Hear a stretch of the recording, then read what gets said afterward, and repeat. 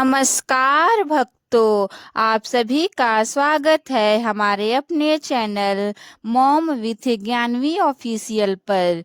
तो भक्तों, आज की हमारी इस वीडियो में हम आपके लिए संतोषी माता की व्रत कथा लेकर आए हैं। एक समय की बात है, एक बुढ़िया के 7 बेटे थे, जिनमें से 6 कमाते थे और एक ना कमाने वाला था। वह बुढ़िया 6 बेटों को अच्छा खाना बनाकर खिलाती, पर 7वें को उन सबका बचा जूठा खाना खिलाती थी। और वह भोला भाला अपनी माँ की इस चालाकी को खुद समझ नहीं पाता था। एक दिन वह अपनी पत्नी से बोला, मेरी माँ मुझसे बहुत प्यार करती है। तो उसकी पत्नी बोली, वह तुम्हें सबका बचा जूठा खाना खिलाती है। इस बात पर उसे विश्वास नहीं हुआ। एक दिन वह छुप कर देखता है कि माँ अपने 6 बेटों को बड़े प्यार से कई प्रकार के व्यंजन बनाकर बड़े प्रेम से खिला रही है। जब वह 6 खाना खाकर उठ गए, तब माँ ने उनकी थालियों में से बचा जूठा खाना परोस कर रख दी। जब वह घर आया तो माँ अपने सबसे छोटे लड़के से बोली, खाना खा ले। वह बोला, माँ मैं भोजन नहीं करूँगा, मैं तो कल परदेश जा रहा हूँ। तब माँ बोली, कल क्यों जाता है, आज ही चला जा। वह घर से निकल गया और गौशाला में पहुँचा, जहाँ उसकी पत्नी गोबर के उपले बना रही थी। प्रवीण अपनी पत्नी के पास गया और बोला, मैं कल परदेश जा रहा हूँ, कुछ समय के बाद आऊँगा। तुम संतोषी माँ से साथ रहना और अपने धर्म का पालन करना। इस पर उसकी पत्नी बोली, स्वामी आप आनंद से जाइए, मेरी चिंता मत करिए, मैं तो राम भरोसे यहाँ रह लूँगी।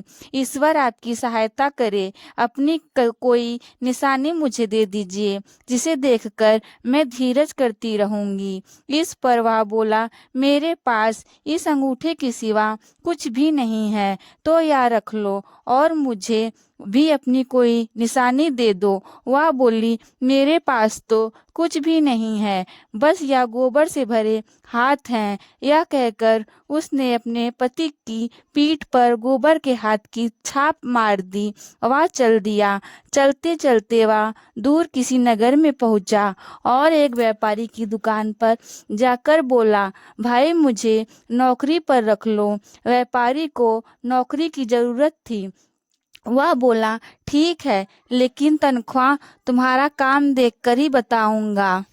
प्रवीण वहीं रहने लगा और सुबह 7 बजे से रात 9 बजे तक नौकरी करने लगा।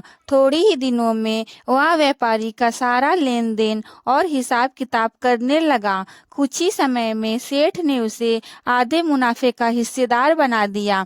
12 वर्ष से वह नामी सेठ बन गया। इधर उसकी पत्नी को सास और जेठानी बड़ा कष्ट देने लगी। उसे लकड़ी लेने जंगल में भेजती, भूसे की रोटी देती, फूटे नारियल में पानी देती। वह बड़े कष्टों से जीवन बिता रही थी। एक दिन जब वह लकड़ी लेने जा रही थी तो रास्ते में उसने देखा, एक मंदिर में कुछ औरतें व्रत कर रही हैं और कथा सुन रही हैं। तो वह पूछने लगी, यह क्या व्रत कर रही हो, इसे करने से क्या होता है और यह कैसे करते हैं। तब एक स्त्री बोली, अपनी संतोषी माता का व्रत है, इसे करने से मनवांछित फल प्राप्त होता है और गरीबी, मन की चिंताएं मुक्त में कलह, रोग आदि सब नष्ट होते हैं। संतान सुख, धन संपत्ति और मनपसंद वर मिलता है और दूर गए पति के दर्शन होते हैं। उन्होंने उसे व्रत की विधि बता दी। उसने रास्ते में सारी लकड़ियां बेच दी और उन पैसों से गुड़ और चना खरीद लिया और व्रत की तैयारी कर संतोषी माता के मंदिर पहुंची और संतोषी माता से दुखी होकर विनती करने लगी, माँ मैं अज्ञानी हूँ, मैं बहुत दुखी हूँ, मैं आपकी शरण में हूँ, मेरा दुख दूर करो माँ। या अब वह हर शुक्रवार को ऐसा ही करती। एक दिन माता को उस पर दया आ गई। एक शुक्रवार उसके पति पत्र आया और अगले शुक्रवार को पति का भेजा धन उससे मिला। अब वह माता के मंदिर में गई और उनके चरणों में गिरकर रोने लगी। बोली, माँ मैंने पैसे कब मांगे थे, मुझे तो अपना सुहाग चाहिए, मैं तो अपने स्वामी के दर्शन और सेवा करना मांगती हूँ। तब संतोषी माँ ने प्रसन्न होकर कहा, जा बेटा, तेरा पति जल्द ही आएगा। वह प्रसन्न होकर घर गई और काम काज में लग गई। उधर संतोषी माता ने स्वप्न में उसके पति को पत्नी का याद दिलाई और घर जाने को कहा। यह बोला, माँ मैं कैसे जाऊं, परदेश की बात है, लेन देन के कई हिसाब बाकी हैं। माँ बोली, सवेरे उठकर मेरा नाम लेकर घी का दीपक जलाना। और फिर स्थान पर बैठकर सवेरे उठकर उसने वैसे ही किया। देखते ही देखते सारा लेन देन साफ हो गया और धन का ढेर लग गया। वह खुश होकर घर की ओर रवाना हो गया। उधर उसकी पत्नी रोज लकड़ियां लेने जाती और संतोषी माता की पूजा अर्चना करती। एक दिन वह बोली, माँ यह धूल कैसी उड़ रही है। माँ बोली, बेटी तेरा पति आ रहा है, तू लकड़ियों के 3 बोझ बना ले, एक नदी के किनारे रख कर एक यहाँ रख दे और तीसरा अपने सिर पर रख ले। तेरे पति के दिल में उस लकड़ी के गड्ढे को देखकर मोह पैदा होगा और घर जाकर आवाज लगाना, सासू जी लकड़ियों का गट्ठर लो, भूसी की रोटी दो और फूटे नारियल में पानी दो। ऐसा मेहमान कौन आया है। उसने वैसा ही किया। घर गई, आंगन में लकड़ियों का गट्ठर रखकर बोली, सासू जी लकड़ियां का गट्ठर लो, भूसे की रोटी दो और फूटे नारियल में पानी दो।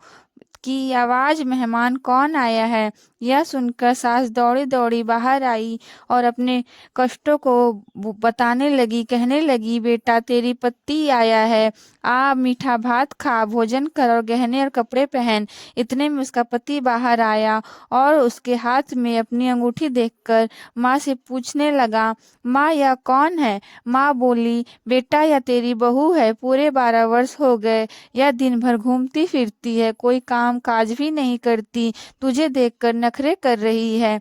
कि वह बोला, माँ मैंने तुम्हें और इसे दोनों को देख लिया है, अब मुझे दूसरे घर की चाबियां दे दो, मैं उसमें रहूंगा। माँ बोली, ठीक है, जैसी तेरी मर्जी। और उसने चाबियों को गुच्छा पटक कर फेंक दिया।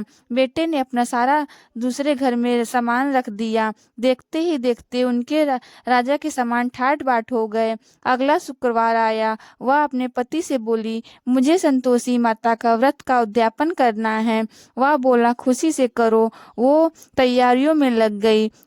उसने जेठानियों के लड़कों को बुलवाया। पीछे से जेठानियों ने अपने बच्चों को सिखा दिया कि तुम खाना खाने के बाद खटाई मंगाना, जिससे उसका उद्यापन पूरा ना हो। लड़कों ने जाते ही खटाई मांगी। तब वह बोली, नहीं नहीं, मिठाई में नहीं दे सकती, यह संतोषी माता का प्रसाद है। लड़के बोले, तो फिर पैसे दो।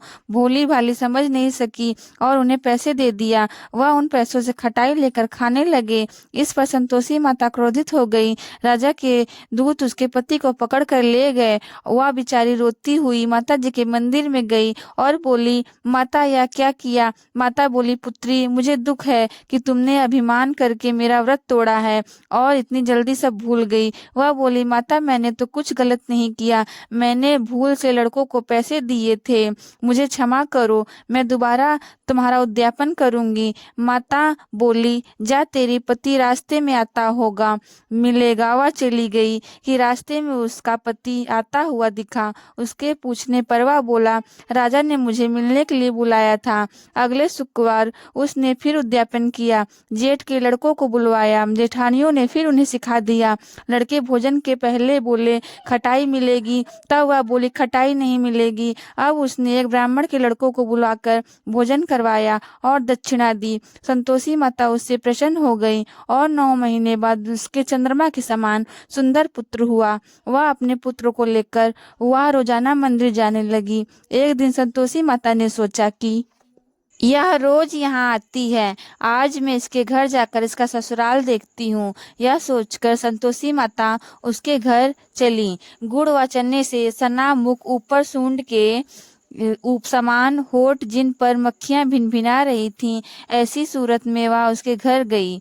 बिल्ली से पांव रखते ही उसकी सास बोली, देखो कोई डाकनी आ रही है, उसको भगाओ वरना किसी को खा जाएगी। सभी घर वाले भाग कर घर की खिड़कियां और दरवाजा बंद करने लगे। तभी उसने ऊपर की खिड़की से देखा तो वहीं से चिल्लाने लगी, आज मेरी माता मेरे घर आई हैं, आज मेरी माता मेरे घर आई हैं। उसकी सास फूली पगली की ऐसे देखकर उतावली हुई है, बच्चे को भी पटक दिया। बहू बोली, माता जी मैं जिस संतोषी माँ का व्रत करती हूँ यह वह माता हैं। ऐसा कहकर उसने आखिर की खिड़की और दरवाजा खोल दिए। सबने संतोषी माता के चरण पकड़ लिए और विनती कर कहने लगे, हे माता, हम मूर्ख हैं, अज्ञानी हैं, पापनी हैं, आपके व्रत की विधि हम नहीं जानते। व्रत भंग कर हमने बहुत बड़ा अपराध किया है। जगत माता हमारा अपराध क्षमा करें। माता हम बहुत खुश हुए। संतोषी माता जिस प्रकार आपने बहू को फल दिया वैसे ही इस कहानी को कहते सुनते और हुक्का भरते सबको फल देना। संतोषी माता को संतोषी, सुख, शांति और वैभव की माता के रूप में पूजा जाता है।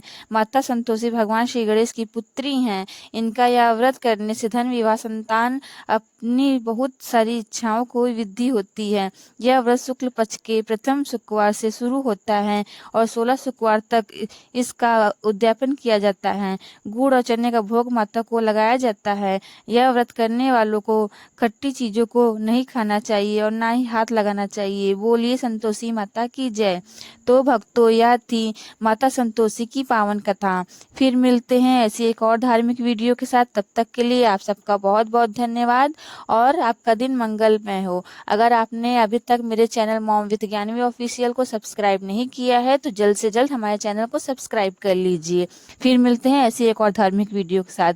माँ संतोषी की जय।